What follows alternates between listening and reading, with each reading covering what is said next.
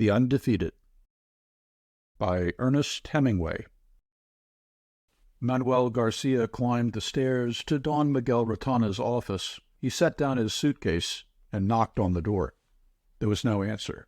Manuel, standing in the hallway, felt there was someone in the room. He felt it through the door.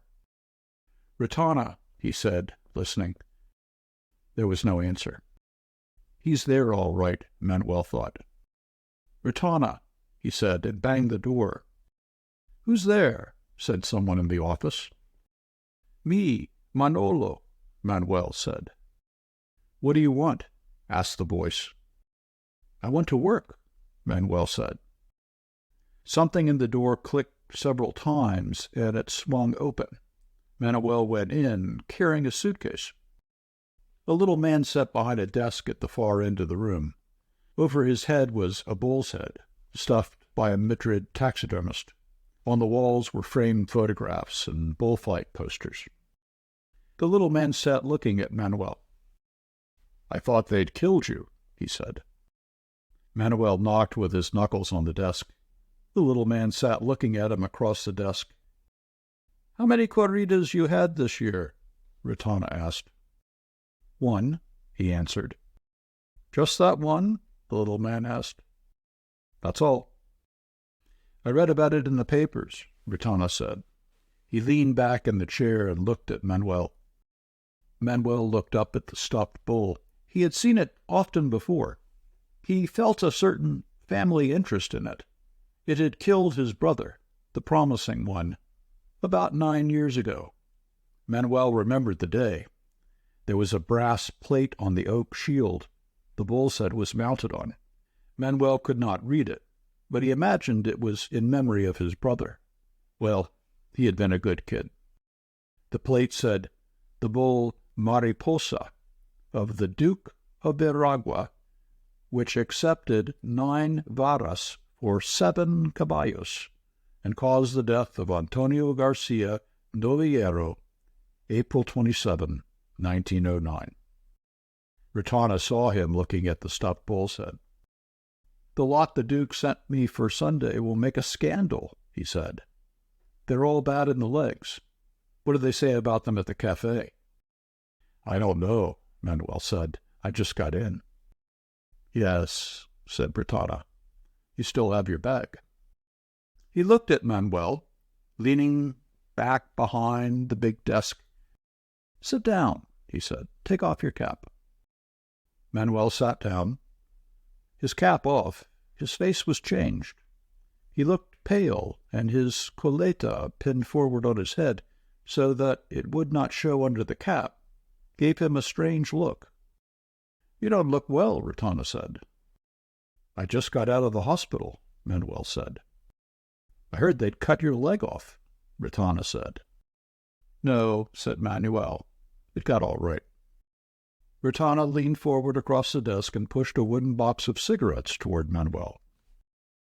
"Have a cigarette," he said. "Thanks." Manuel lit it. "Smoke?" he said, offering the match to Retana. "No," Retana waved his hand. "I never smoke." Retana watched him smoking. "Why don't you get a job and go to work?" he said. "I don't want to work," said Manuel. "I'm a bullfighter." "There aren't any bullfighters anymore," Retana said. "I'm a bullfighter," Manuel said. "Yes, while you're in there," Retana said. Manuel laughed. Retana sat, saying nothing, and looking at Manuel. "I'll put you in a nocturnal if you want," Retana offered. "When?" Manuel asked. "Tomorrow night." "I don't like to substitute for anybody," Manuel said. "That was the way they all got killed. That was the way Salvador got killed." He tapped with his knuckles on the table. "It's all I've got," Retana said. "Why don't you put me on next week?" Manuel suggested. "You wouldn't draw," Retana said. "All they want is Litri and Rubito and La Torre. Those kids are good."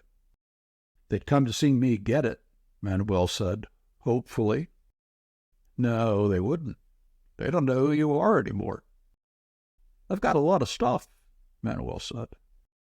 I'm offering to put you on tomorrow night, Retana said. You can work with young Hernandez and kill 2 novillos after the chariots. Who's novillos? Manuel asked. I don't know, whatever stuff they've got in the corrals. What the veterinarians won't pass in the daytime.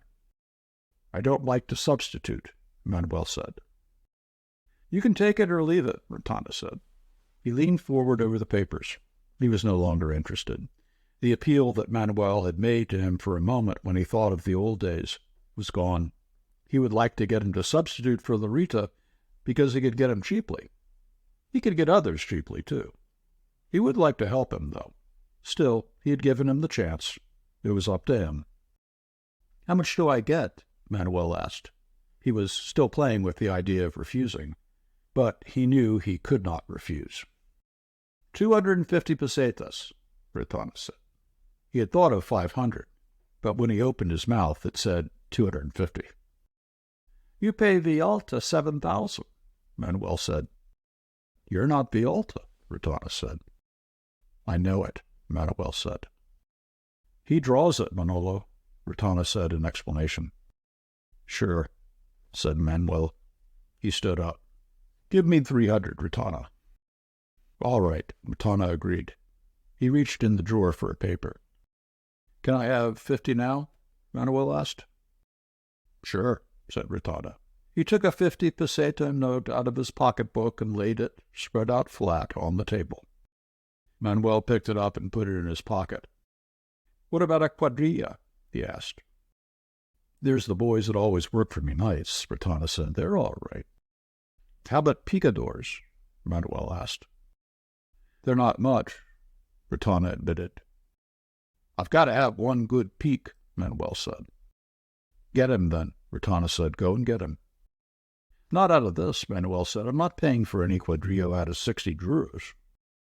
Retana said nothing, but looked at Manuel across the big desk. You know I've got to have one good pick, Manuel said. Retana said nothing, but looked at Manuel from a long way off. It isn't right, Manuel said. Retana was still considering him, leaning back in his chair, considering him from a long way away. They're the regular picks, he offered. I know, Manuel said. I know your regular picks. Retana did not smile. Manuel knew it was over. All I want is an even break, Manuel said reasoningly. When I go out there, I want to be able to call my shots on the bull. It only takes one good picador. He was talking to a man who was no longer listening. If you want something extra, Retana said, go and get it. There will be a regular cuadrilla out there. Bring as many of your own picks as you want. The charlatava is over by 10:30. All right, Manuel said, if that's the way you feel about it. That's the way, Retana said. I'll see you tomorrow night, Manuel said. I'll be out there, Retana said. Manuel picked up his suitcase and went out. Shut the door, Retana called. Manuel looked back. Retana was sitting forward looking at some papers. Manuel pulled the door tight until it clicked. He went down the stairs and out of the door into the hot brightness of the street. It was very hot in the street, and the light on the white buildings was sudden and hard on his eyes. He walked down the shady side of the steep street toward Puerta del Sol. The shade felt solid and cool as running water. The heat came suddenly as he crossed the intersecting streets. Manuel saw no one he knew in all the people he passed. Just before the Puerta del Sol, he turned into a cafe. It was quiet in the cafe. There were a few men sitting at tables against the wall. At one table, 4 men played cards. Most of the men sat against the wall smoking, empty coffee cups and liqueur glasses before them on the tables. Manuel went through the long room to a small room in back. A man sat at a table in the corner asleep. Manuel sat down at one of the tables. A waiter came in and stood beside Manuel's table. Have you seen Zorrito? Manuel asked him. He was in before lunch, the waiter answered. He won't be back before 5 o'clock. Bring me some coffee and milk and a shot of the ordinary, Manuel said. The waiter came back into the room carrying a tray with a big coffee glass and a liqueur glass on it. In his left hand he held a bottle of brandy. He swung these down to the table, and a boy who had followed him poured coffee and milk into the glass from two shiny, spouted pots with long handles. Manuel took off his cap, and the waiter noticed his pigtail pinned forward on his head. He winked at the coffee boy as he poured out the brandy into the little glass beside Manuel's coffee. The coffee boy looked at Manuel's pale face curiously. "You fighting here?" asked the waiter, corking up the bottle. "Yes," Manuel said, "tomorrow." The waiter stood there, holding the bottle on one hip. "You in the Charlie Chaplin's?" he asked. The coffee boy looked away, embarrassed. "No, in the ordinary." "I thought they were going to have Chavez and Hernandez," the waiter said. "No, me and another." "Who, Chavez or Hernandez?" "Hernandez, I think." "What's the matter with Chavez?" "He got hurt." "Where did you hear that?" "Retana." "Hey, Louis," the waiter called to the next room. "Chavez got cogida." Manuel had taken the wrapper off the lumps of sugar and dropped them into his coffee. He stirred it and drank it down, sweet, hot, and warming in his empty stomach. He drank off the brandy. "Give me another shot of that," he said to the waiter. The waiter uncorked the bottle and poured the glass full, slopping another drink into the saucer. Another waiter had come up in front of the table. The coffee boy was gone. "Is Chavez hurt bad?" the second waiter asked Manuel. "I don't know," Manuel said. "Retana didn't say." "A hell of a lot he cares," the tall waiter said. Manuel had not seen him before. He must have just come up. "If you stand in with Retana in this town, you're a made man," the tall waiter said. "If you aren't in with him, you might as well just go out and shoot yourself." "You said it," the other waiter who had come in said. "You said it then." "You're right, I said it. I know what I'm talking about when I talk about that bird." "Look what he's done for Villalta," the first waiter said. "And that ain't all," the tall waiter said. "Look what he's done for Marcial Landa. Look what he's done for Nacional." "You said it, kid," agreed the short waiter. Manuel looked at them, standing talking in front of his table. He had drunk his second brandy. They had forgotten about him. They were not interested in him. "Look at that bunch of camels," the tall waiter said. "Did you ever see this Nacional too?" "I saw him last Sunday, didn't I?" "He's a giraffe," the short waiter said. "What did I tell you?" the tall waiter said. "Those are Retana's boys." "Say, give me another shot of that," Manuel said. He had poured the brandy the waiter had slopped over in the saucer into his glass and drank it while they were talking. The original waiter poured his glass full mechanically, and the three of them went out of the room talking. In the far corner the man was still asleep, snoring slightly on the intaking breath, his head back against the wall. Manuel drank his brandy. He felt sleepy himself. It was too hot to go out into the town. Besides, there was nothing to do. He wanted to see Zorito. He would go to sleep while he waited. He kicked his suitcase under the table to be sure it was there. Perhaps it would be better to put it back under the seat, against the wall. He leaned down and shoved it under. Then he leaned forward on the table and went to sleep. When he woke, there was someone sitting across the table from him. He was a big man with a heavy brown face, like an Indian. He had been sitting there some time. He had waved the waiter away and sat reading the paper and occasionally looking down at Manuel, asleep, his head on the table. He read the paper laboriously, forming the words with his lips as he read. When it tired him, he looked at Manuel. He sat heavily in the chair, his black Cordoba hat tipped forward. Manuel sat up and looked at him. "Hello, Zorito," he said. "Hello, kid," the big man said. "I've been asleep." Manuel rubbed his forehead with the back of his fist. "I thought maybe you were. How's everything?" "Good. How's everything with you?" "Not so good." They were both silent. Zorito, the picador, looked at Manuel's white face. Manuel looked down at the picador's enormous hands folding the paper put away in his pocket. "I got a favor to ask you, Manos," Manuel said. Manos Duros was Cerrito's nickname. He never heard it without thinking of his huge hands. He put them forward on the table self-consciously. "Let's have a drink," he said. "Sure," said Manuel. The waiter came and went and came again. He went out of the room looking back at the two men at the table. "What's the matter, Manolo?" Cerrito set down his glass. "Would you peek 2 bulls for me tomorrow night?" Manuel asked, looking up at Cerrito across the table. "No," said Cerrito, "I'm not peeking." Manuel looked down at his glass. He had expected that answer. Now he had it. Well, he had it. "I'm sorry, Manolo, but I'm not peeking." Cerrito looked at his hands. "That's all right," Manuel said. "I'm too old," Cerrito said. "I just asked you," Manuel said. "Is it the nocturnal tomorrow?" "That's it. I figured if I had just one good pick, I could get away with it." "How much are you getting?" 300 pesetas. "I get more than that for peeking." "I know," said Manuel. "I didn't have any right to ask you." "What do you keep on doing it for?" Cerrito asked. "Why don't you cut off your coleta, Manolo?" "I don't know," Manuel said. "You're pretty near as old as I am," Cerrito said.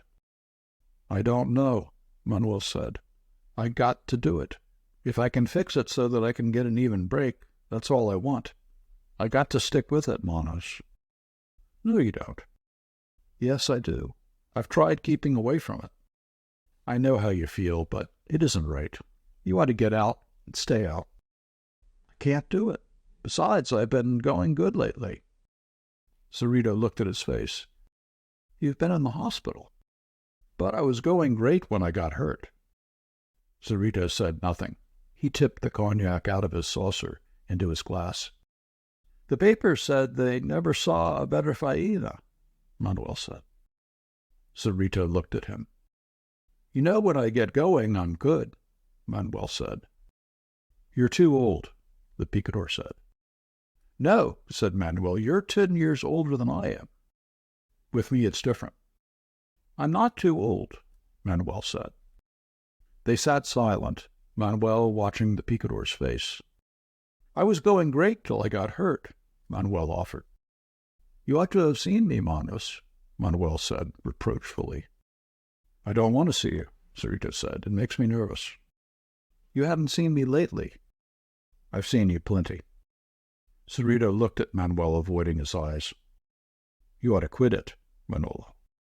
"I can't," Manuel said. "I'm going good now, I tell you." Cerrito leaned forward, his hands on the table. "Listen, I'll peek for you, and if you don't go big tomorrow night, you'll quit. See? Will you do that?" "Sure." Cerrito leaned back, relieved. "You got to quit," he said. "No monkey business. You got to cut the coleta." "I won't have to quit," Manuel said. "You watch me. I've got the stuff." Cerrito stood up. He felt tired from arguing. "You got to quit," he said. "I'll cut your coleta myself." "No, you won't," Manuel said. "You won't have a chance." Cerrito called the waiter. "Come on," said Cerrito. "Come on up to the house."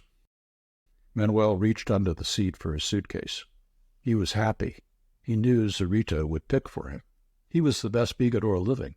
It was all simple now. "Come on up to the house, and we'll eat," Cerrito said. Manuel stood in the patio de caballos, waiting for the Charlie Chaplins to be over. Cerrito stood beside him. Where they stood, it was dark. The high door that led into the bull ring was shut. Above them, they heard a shout, then another shout of laughter. Then there was silence. Manuel liked the smell of the stables about the patio de caballos. It smelled good in the dark. There was another roar from the arena, and then applause, prolonged applause, going on and on. "You ever seen these fellows?" Cerrito asked, big and looming beside Manuel in the dark.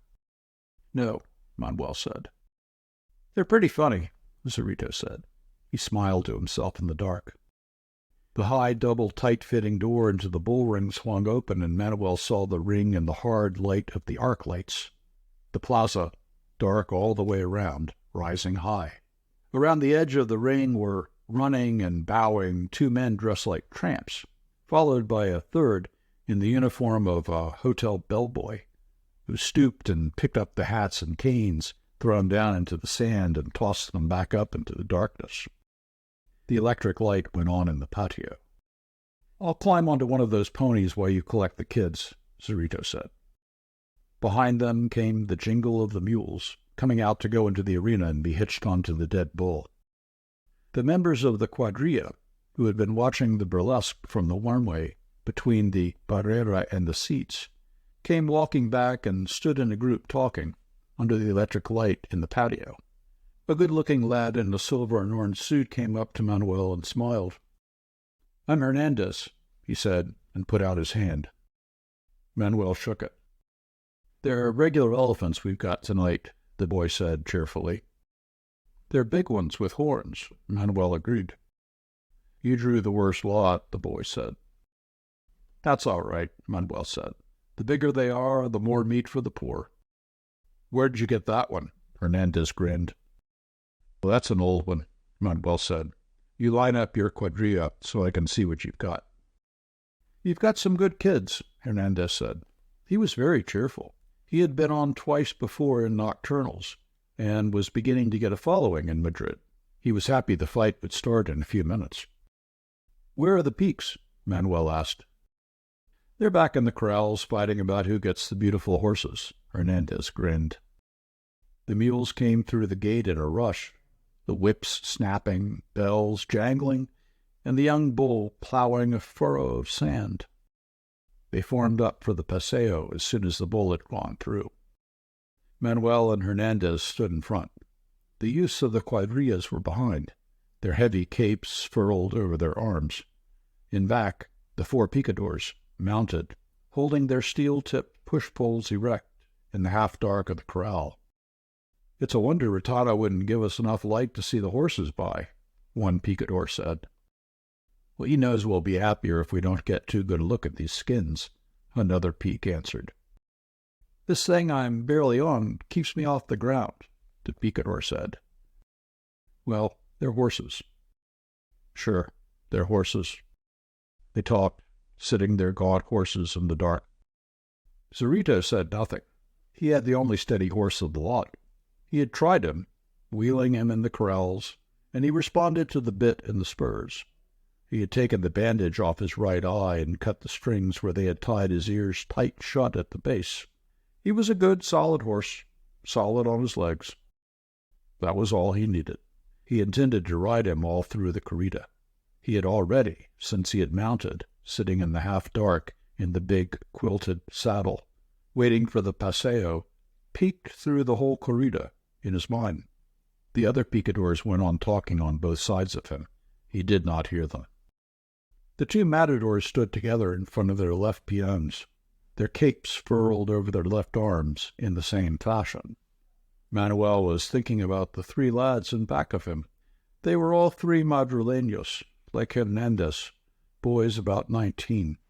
One of them, a gypsy, serious, aloof, and dark-faced, he liked the look of. He turned. "What's your name, kid?" he asked the gypsy. "Fuentes," the gypsy said. "That's a good name," Manuel said. The gypsy smiled, showing his teeth. "You take the bull and give him a little run when he comes out," Manuel said. "All right," the gypsy said. His face was serious. He began to think about just what he would do. "There she goes," Manuel said to Hernandez. "All right, we'll go." Heads up, swinging with the music, their right arms swinging free, they stepped out, crossing the sanded arena under the arc lights, the cuadrillas opening out behind, the picadors riding after. Behind came the bull-ring servants and the jingling mules. The crowd applauded Hernandez as they marched across the arena. Arrogant, swinging, they looked straight ahead as they marched. They bowed before the president, and the procession broke up into its component parts.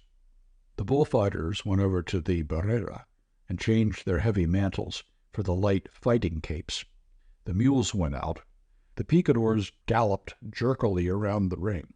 and 2 rode out the gate they had come in by. The servants swept the sand smooth. Manuel drank a glass of water, poured for him by one of Retana's deputies, who was acting as his manager and sword handler. Hernandez came over from speaking with his own manager. "You got a good hand, kid," Manuel complimented him. "They like me," Hernandez said happily. "How did the paseo go?" Manuel asked Retana's man. "Like a wedding," said the handler. "Fine. You came out like Joselito and Belmonte." Cerrito rode by, a bulky equestrian statue. He wheeled his horse and faced him toward the toril on the far side of the ring where the bull would come out. It was strange under the arc light. He peeked in the hot afternoon sun for big money. He did not like this arc light business. He wished they would get started. Manuel went up to him. "Peek him, Manos. Cut him down to size for me." "I'll peek him, kid," Cerrito spat on the sand. "I'll make him jump out of the ring." "Lean on him, Manos," Manuel said. "I'll lean on him," Cerrito said. "What's holding it up?" "He's coming now," Manuel said. Cerrito sat there, his feet in the box stirrups, his great legs in the buckskin-covered armor gripping the horse, the reins in his left hand, the long peak held in his right hand, his broad hat well down over his eyes to shade them from the lights, watching the distant door of the toril. His horse's ears quivered. Cerrito patted him with his left hand. The red door of the toril swung back, and for a moment Cerrito looked into the empty passageway far across the arena. Then the bull came out in a rush, skidding on his 4 legs as he came out under the light, then charging in a gallop, moving softly in a fast gallop, silent, except as he woofed through wide nostrils as he charged, glad to be free after the dark pen. In the first row of seats, slightly bored, leaning forward to write on the cement wall in front of his knees, the substitute bullfight critic of El Heraldo scribbled, "Compañero Negro 42 came out at 90 miles an hour with plenty of gas." Manuel, leaning against the barrera, watching the bull, waved his hand and the gypsy ran out, trailing his cape. The bull, in full gallop, pivoted and charged the cape, his head down, his tail rising. The gypsy moved in a zigzag, and as he passed, the bull caught sight of him and abandoned the cape to charge the man. The gyp sprinted and vaulted the red fence of the barrera as the bull struck it with his horns. He tossed into it twice with his horns, banging into the wood blindly. The critic of El Heraldo lit a cigarette and tossed the match at the bull, then wrote in his notebook, "Large, and with enough horns to satisfy the cash customers, Compañero showed a tendency to cut into the terrain of the bullfighters." Manuel stepped out onto the hard sand as the bull banged into the fence. Out of the corner of his eye he saw Cerrito sitting the white horse close to the barrera, about a quarter of the way around the ring to the left. Manuel held the cape close in front of him, a fold in each hand, and shouted at the bull. "Hut! Hut!" The bull turned, seemed to brace against the fence as he charged in a scramble, driving into the cape as Manuel sidestepped, pivoted on his heels with the charge of the bull, and swung the cape just ahead of the horns. At the end of the swing he was facing the bull again, and held the cape in the same position, close in front of his body, and pivot again as the bull recharged. Each time as he swung, the crowd shouted. 4 times he swung with the bull, lifting the cape so that it billowed full, and each time bringing the bull around to charge again. Then at the end of the 5th swing he held the cape against his hip and pivoted, so the cape swung out like a ballet dancer's skirt, and wound the bull around himself like a belt, to step clear, leaving the bull facing Cerrito on the white horse. Come up and planted firm, the horse facing the bull, its ears forward, its lips nervous, Cerrito, his hat over his eyes, leaning forward, the long pole sticking out before and behind in a sharp angle under his right arm, held halfway down, the triangular iron point, facing the bull. El Heraldo's second-string critic, Drawing on his cigarette, his eyes on the bull, wrote, "The veteran Manolo designed a series of acceptable Veronicas, ending in a very Belmontistic recorte that earned applause from the regulars, and we entered the tercio of the cavalry." Zorito sat his horse, measuring the distance between the bull and the end of the peak. As he looked, the bull gathered himself together and charged, his eyes on the horse's chest. As he lowered his head to hook, Zorito sunk the point of the peak in the swelling hump of muscle above the bull's shoulder, leaned all his weight on the shaft, and with his left hand pulled the horse into the air, front hooves pawing, and swung him to the right as he pushed the bull under and through, so the horns passed safely under the horse's belly, and the horse came down, quivering, the bull's tail brushing his chest as he charged the cape Hernandez offered him. Hernandez ran sideways, taking the bull out and away with the cape toward the other picador. He fixed with a swing of the cape, squarely facing the horse and rider, and stepped back. As the bull saw the horse, he charged. The picador's lance slid along his back, and as the shock of the charge lifted the horse, the picador was already halfway out of the saddle, lifting his right leg clear as he missed with the lance and falling to the left side to keep the horse between him and the bull. The horse, lifted and gored, crashed over with the bull driving into him. The picador gave a shove with his boots against the horse and lay clear, waiting to be lifted and hauled away and put on his feet. Manuel let the bull drive into the fallen horse. He was in no hurry. The picador was safe. Besides, it did a picador like that good to worry. He'd stay on longer next time. Lousy peaks. He looked across the sand at Zorito a little way out from the barrera, his horse rigid, waiting. He called to the bull, "Tomar," holding the cape in both hands so that it would catch his eye. The bull detached himself from the horse and charged the cape, and Manuel, running sideways and holding the cape spread wide, stopped, swung on his heels, and brought the bull sharply around facing Zorito. Compañero accepted a pair of barras for the death of Juan Rosinante, with Hernandez and Manolo at the Keats, El Heraldo's critic wrote. He pressed on the iron, and clearly showed he was no horse-lover. The veteran Zorito resurrected some of his old stuff with the pike-pole, notably the suerte. "Ole! Ole!" the man sitting behind him shouted. The shout was lost in the roar of the crowd, and he slapped the critic on the back. The critic looked up to see Zorito directly below him, leaning far out over his horse, the length of the peak rising at a sharp angle under his armpit, holding the peak almost by the point, bearing down with all his weight, holding the bull off, the bull pushing and driving to get at the horse, and Zorito far out on top of him, holding him, and slowly pivoting the horse against the pressure, so that at last he was clear. Zorito felt the moment when the horse was clear and the bull could come past, and relaxed the absolute steel lock of his resistance. The triangular steel point of the peak ripped in the bull's hump of shoulder muscle as he tore loose to find Hernandez's cape before his muzzle. He charged blindly into the cape, and the boy took him out into the open arena. Zorito sat patting his horse and looking at the bull charging the cape that Hernandez swung for him, out under the bright light, while the crowd shouted. "You see that one?" he said to Manuel. "It was a wonder," Manuel said. "I got him that time," Zorito said. "Look at him now." At the conclusion of a closely turned pass of the cape, the bull slid to his knees. He was up at once, but far out across the sand, Manuel and Zorito saw the shine of the pumping flow of blood, smooth against the black of the bull's shoulder. "I got him that time," Zorito said. "He's a good bull," Manuel said. "If they gave me another shot at him, I'd kill him," Zorito said. "They'll change the thirds on us," Manuel said. "Look at him now," Zorito said.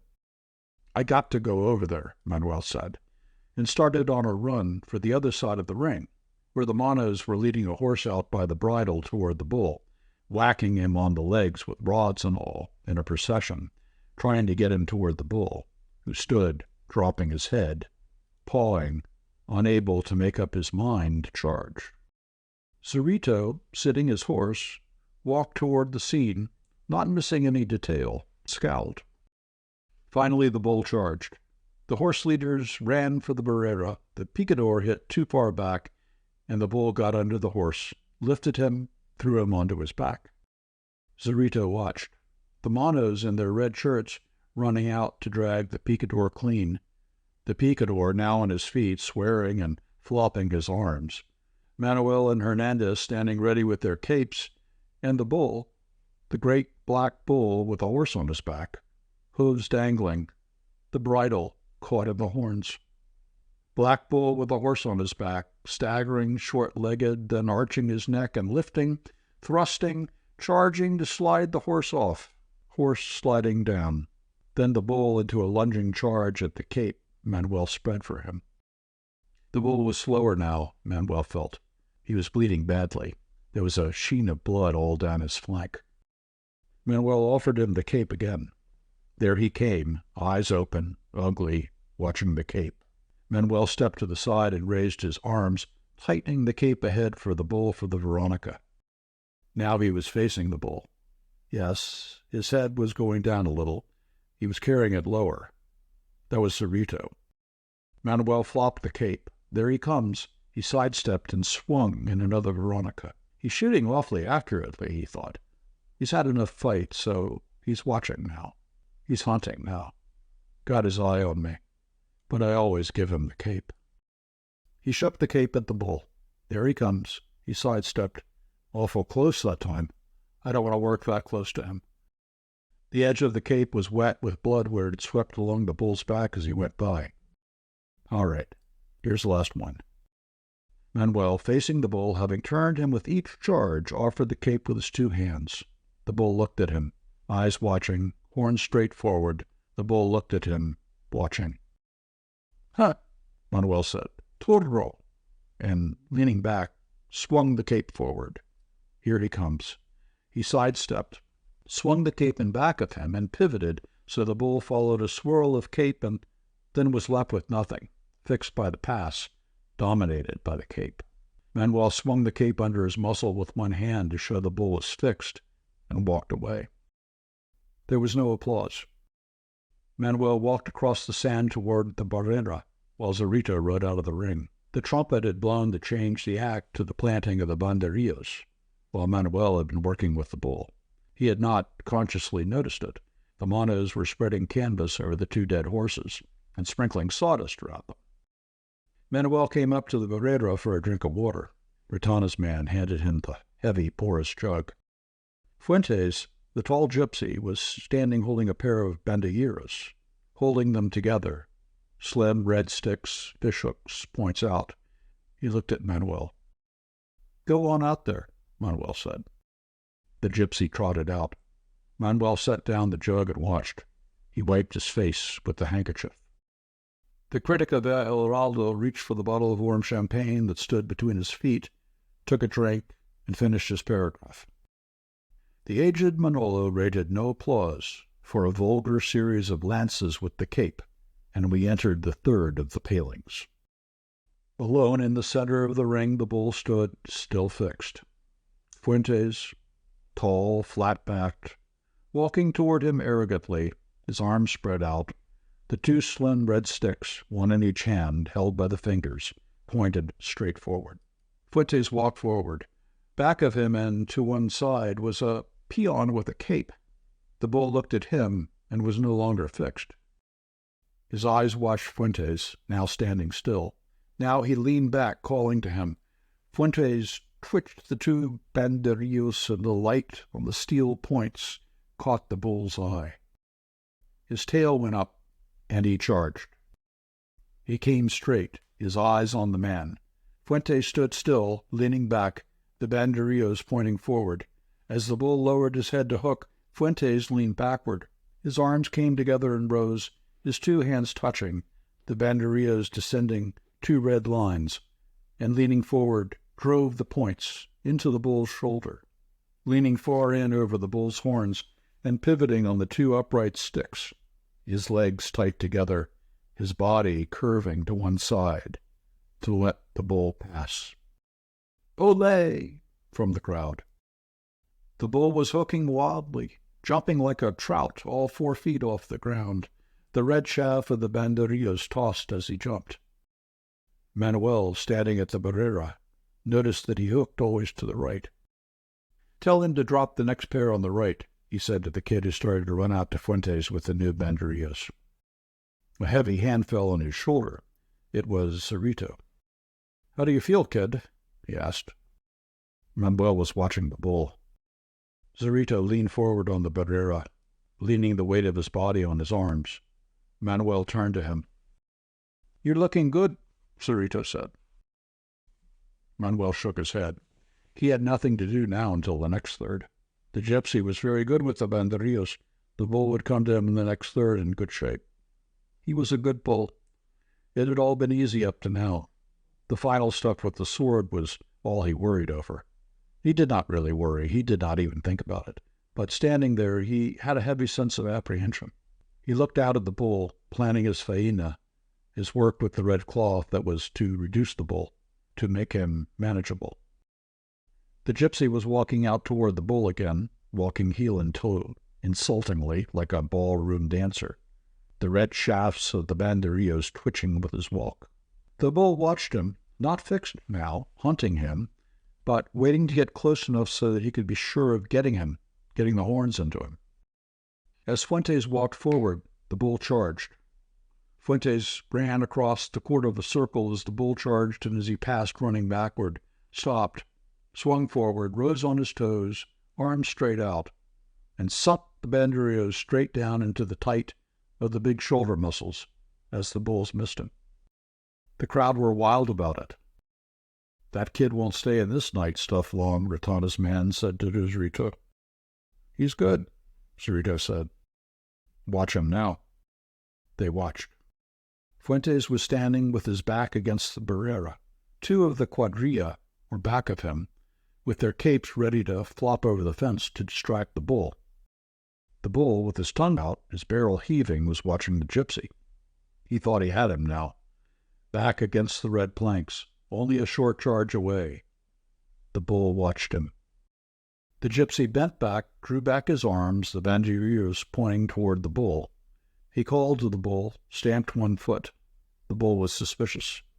He wanted the man, no more barbs in the shoulder. Fuentes walked a little closer to the bull, bent back, called again. Somebody in the crowd shouted a warning. "He's too damn close," Cerrito said. "Watch him," Retana's man said.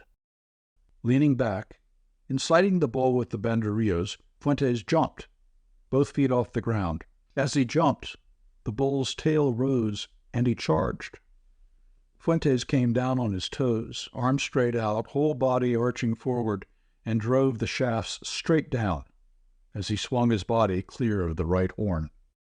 The bull crashed into the barrera, where the flopping capes had attracted his eye as he lost the man. The gypsy came running along the barrera toward Manuel, taking the applause of the crowd. His vest was ripped, where he had not quite cleared the point of the horn. He was happy about it, showing it to the spectators. He made the tour of the ring. Cerrito saw him go by, smiling, pointing at his vest. He smiled. Somebody else was planting the last pair of banderillas. Nobody was paying any attention.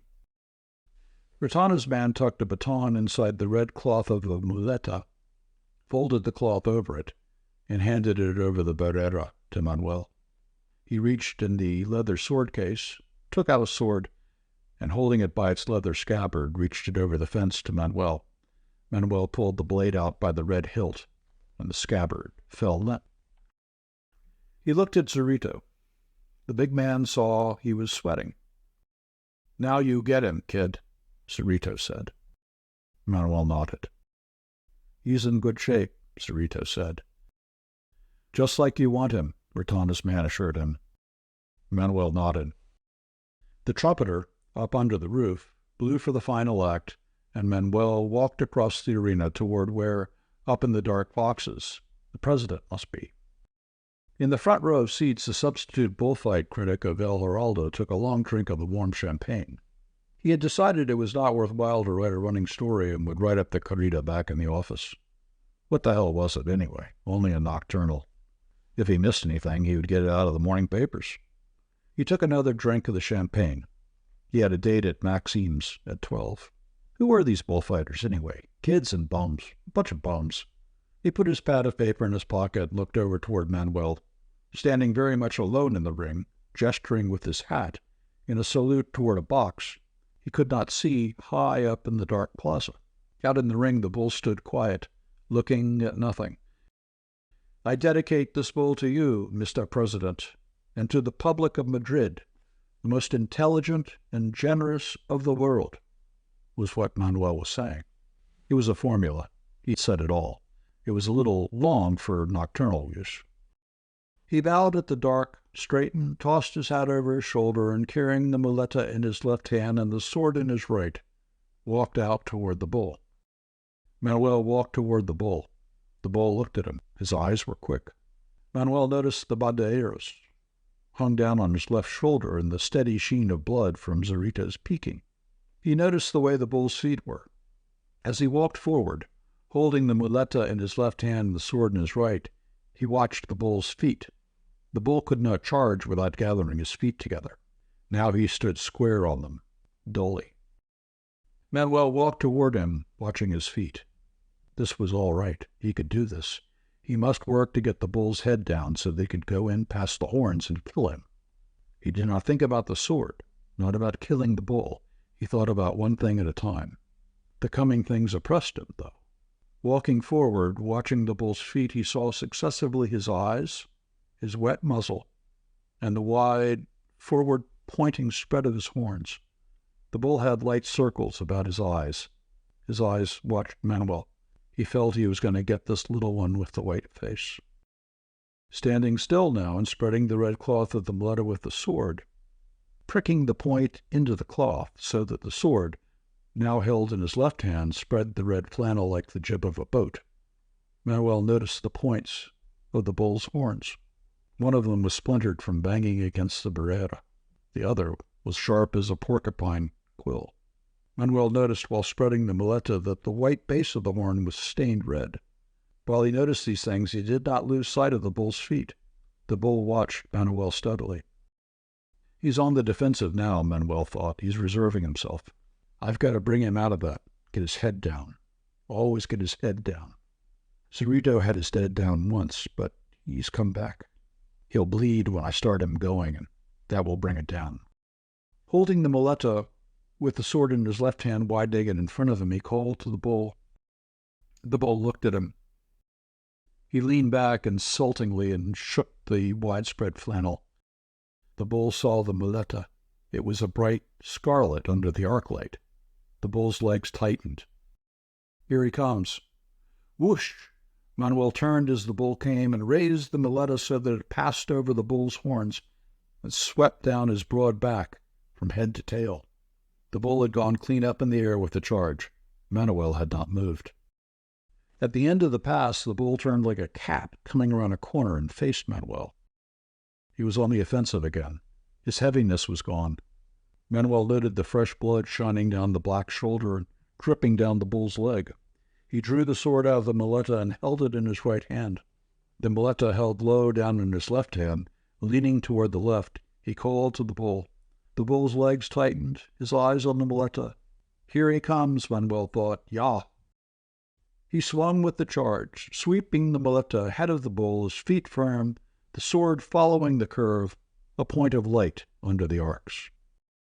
The bull recharged as the passe natural finished, and Manuel raised the muleta for a passe de petro. Firmly planted, the bull came by his chest under the raised muleta. Manuel lifted his head back to avoid the clattering banderillo shafts. The hot, black bull body touched his chest as it passed. Too damn close, Manuel thought. Zorrito, leaning on the barrera, spoke rapidly to the gypsy, who trotted out toward Manuel with a cape. Zorrito pulled down his hat and looked out across the arena at Manuel. Manuel was facing the bull again, The muleta held low and to the left. The bull's head was down as he watched the muleta. "If it was Belmonte doing that stuff, they'd go crazy," Retana's man said. Zorito said nothing. He was watching Manuel out in the center of the arena. "Where did the boss dig this fellow up?" Retana's man asked. "Oh, the hospital," Zorito said. "That's where he's going, damn quick," Retana's man said. Zorito turned on him. "Knock on that," he said, pointing to the barrera. "I was just kidding, man," Retana's man said. "Knock on the wood." Retana's man leaned forward and knocked 3 times on the barrera. "Watch the faena," Zorito said. Out in the center of the ring, under the lights, Manuel was kneeling, facing the bull, and as he raised the muleta in both hands, the bull charged, tail up. Manuel swung his body clear, and as the bull recharged, brought around the muleta in a half circle that pulled the bull to his knees. "Why, that's one great bullfighter," Retana's man said. "He's not," said Zorito. Manuel stood up, and the muleta in his left hand, the sword in his right, acknowledged the applause from the dark plaza. The bull had humped himself up from his knees and stood waiting, his head low.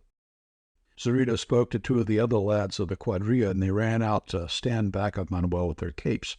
There were 4 men back of him now. Hernandez had followed him since he first came out with the muleta. Fuentes stood watching, his cape held against his body, tall, in repose, watching lazy-eyed. Now the 2 came up. Hernandez motioned them to stand, 1 at each side. Manuel stood alone, facing the bull.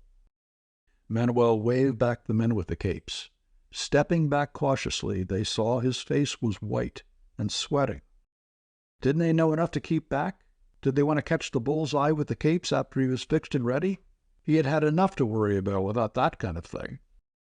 The bull was standing, his 4 feet square, looking at the muleta. Manuel furled the muleta in his left hand. The bull's eyes watched it. His body was heavy on his feet. He carried his head low, but not too low. Manuel lifted the muleta at him. The bull did not move. Only his eyes watched. "He's all lead," Manuel thought. "He's all square. He's framed right. He'll take it." He thought in bullfight terms. Sometimes he had a thought and the particular piece of slang would not come into his mind, and he could not realize the thought. His instincts and his knowledge worked automatically, and his brain worked slowly and in words. He knew all about bulls. He did not have to think about them. He just did the right thing. His eyes noted things, and his body performed the necessary measures without thought. If he thought about it, he would be gone.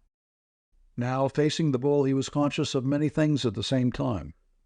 There were the horns, the one splintered, the other one smoothly sharp, the need to profile himself toward the left horn, lance himself short and straight, lower the muleta so the bull would follow it, and, going in over the horns, put the sword all the way into a little spot about as big as a 5 peseta piece, straight in back of the neck, between the sharp pitch of the bull's shoulders. He must do all this and must then come out from between the horns. He was conscious he must do all this, but his only thought was in words. Corto y derecho. Corto y derecho, he thought, furling the muleta. Short and straight. Corto y derecho.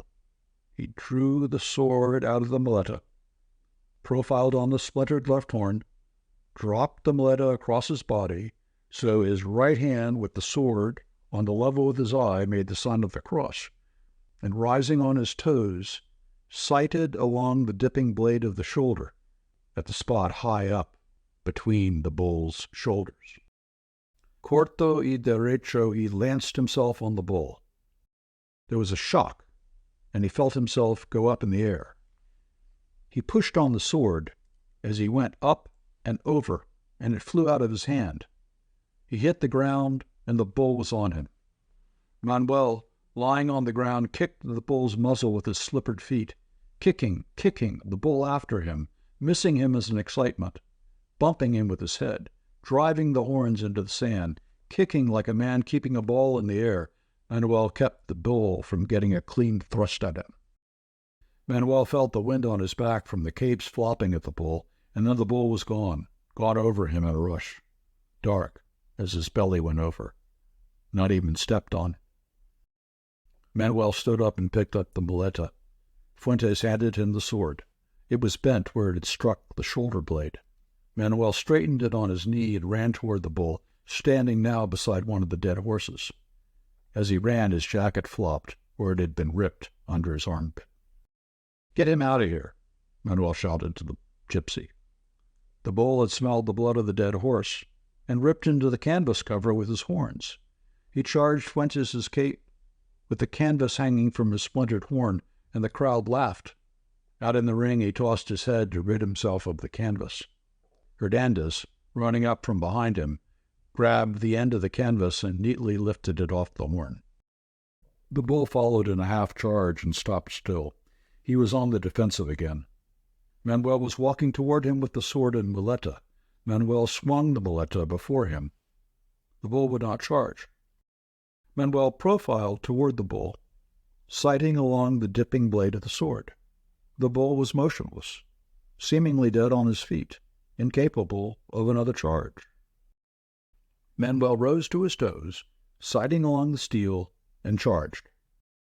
Again there was the shock, and he felt himself being borne back in a rush to strike hard on the sand. There was no chance of kicking this time. The bull was on top of him. Manuel lay as though dead, his head on his arms, and the bull bumped him. Bumped his back, bumped his face in the sand. He felt the horn go into the sand between his folded arms. The bull hit him in the small of the back. His face drove into the sand. The horn drove through one of his sleeves, and the bull ripped it off. Manuel was tossed clear, and the bull followed the capes. Manuel got up, found the sword and muleta, tried the point of the sword with his thumb, and then ran toward the barrera for a new sword. Retana's man headed in the sword over the edge of the barrera. "Wipe your face," he said. Manuel, running again toward the bull, wiped his bloody face with his handkerchief. He had not seen Zurito. Where was Zurito? The quadrilla had stepped away from the bull and waited with their capes. The bull stood, heavy and dull again after the action. Manuel walked toward him with the muleta. He stopped and shook it. The bull did not respond. He passed it right and left and right before the bull's muzzle. The bull's eyes watched it and turned with the swing, but he would not charge. He was waiting for Manuel. Manuel was worried. There was nothing to do but go in, corto y derecho. He profiled close to the bull, crossed the muleto in front of his body, and charged. As he pushed in the sword, he jerked his body to the left to clear the horn. The bull passed him, and the sword shot up in the air, twinkling under the arc lights to fall, red-hilted, on the sand. Manuel ran over and picked it up. It was bent, and he straightened it over his knee. As he came running toward the bull, fixed again now, he passed Hernandez standing with his cape. "He's all bone," the boy said encouragingly. Manuel nodded, wiping his face. He put the bloody handkerchief in his pocket. There was the bull. He was close to the barrera now. Damn him. Maybe he was all bone. Maybe there was not any place for the sword to go in. The hell there wasn't. He tried to pass with the muleta, and the bull did not move. Manuel chopped the muleta back and forth in front of the bull. Nothing doing. He furled the muleto, drew his sword out, profiled, and drove in on the bull. He felt the sword buckle as he shoved it in, leaning his weight on it, and then it shot high in the air, end over ending into the crowd.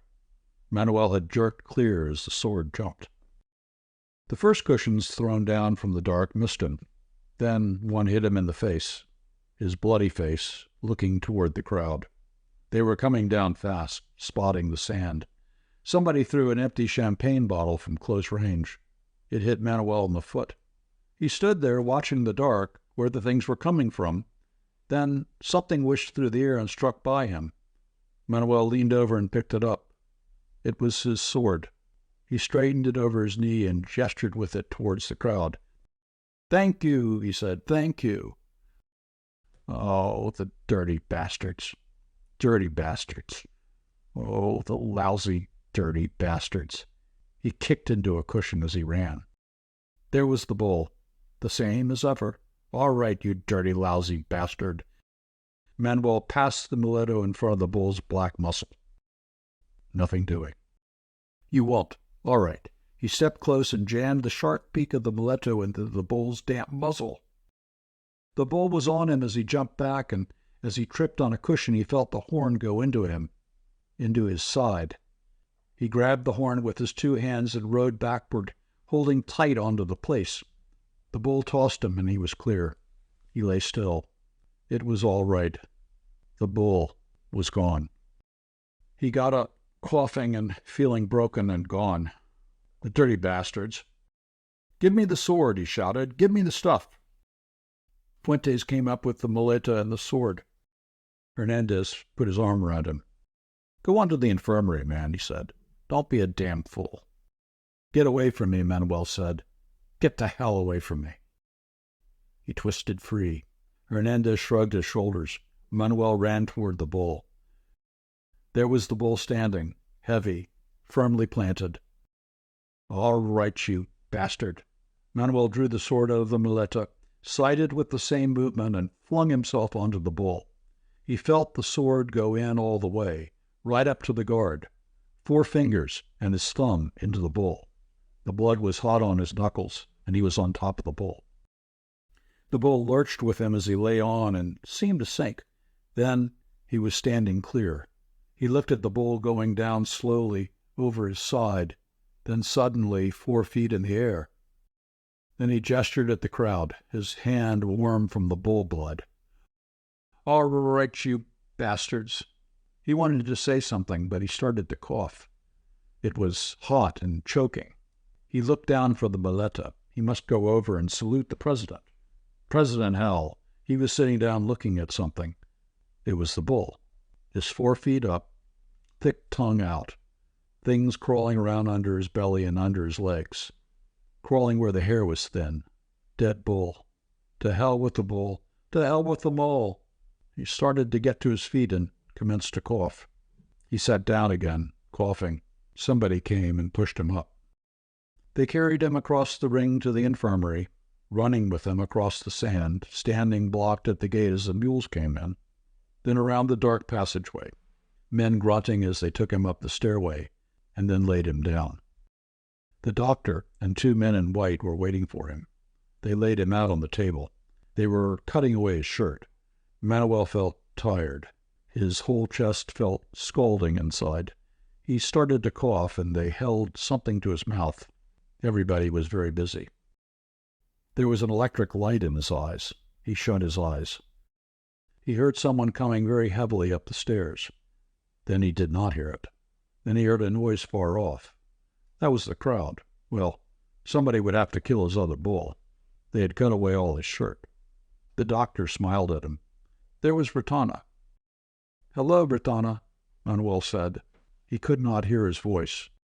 Retana smiled at him and said something. Manuel could not hear it. Zurito stood beside the table, bending over where the doctor was working. He was in his picador clothes, without his hat. Zurito said something to him. Manuel could not hear it. Zurito was speaking to Retana. One of the men in white smiled and handed Retana a pair of scissors. Retana gave them to Zurito. Zurito said something to Manuel. He could not hear it. To hell with this operating table. He'd been on plenty of operating tables before. He was not going to die. There would be a priest if he was going to die. Zurito was saying something to him, holding up the scissors. That was it. They were going to cut off his coleta. They were going to cut off his pigtail. Manuel sat up on the operating table. The doctor stepped back, angry. Someone grabbed him and held him. You couldn't do a thing like that, Manos, he said. He heard suddenly, clearly, Zurito's voice. That's all right, Zurito said. I won't do it. I was joking. I was going good, Manuel said. I didn't have any luck, that was all. Manuel lay back. They had put something over his face. It was all familiar. He inhaled deeply. He felt very tired. He was very, very tired. They took the thing away from his face. "I was going good," Manuel said weakly. "I was going great." Retana looked at Zorito and started for the door. "I'll stay here with him," Zorito said. Retana shrugged his shoulders. Manuel opened his eyes and looked at Zorito. "Wasn't I going good, Manos?" he asked for confirmation. "Sure," said Zorito. "You were going great." The doctor's assistant put the cone over Manuel's face, and he inhaled deeply. Zorito stood awkwardly, watching. If you liked the video, put a like, subscribe to the channel and click on the bell to not miss our new videos.